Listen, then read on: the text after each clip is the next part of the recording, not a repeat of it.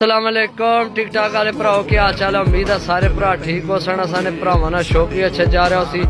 Total जनाब 10 piece लैके आया साफ सुथरे बिल्कुल जनाब। मैं अपनी पसंद ने कबूतर कड्डे दसे ने 10 माशाल्लाह। चीज़ां चेक करो जनाब, ए पट्ठी चेक करो विच जोड़े वाले ते उड्डण वाले मिक्स लैके आया।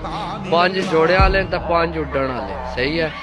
ते ए जनाब मैं अपनी पसंद नहीं कड्डे ते चेक कर सकते हो। जिस भरा लैने हो जनाब 0325 52 40 630 10 ने 10 पीस माशाल्लाह मैं अपनी पसंद ने कड्डे ते सारे साफ पीस सही है।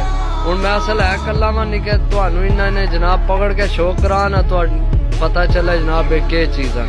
बाकी जनाब देख सकते हो टोटल 10 पीस ने सारे मैं अपनी पसंद ने कड्डे सही है। तो जिस भरा लैने हमारा रबता कर सकते। रबता नंबर है 0325 52 40 630।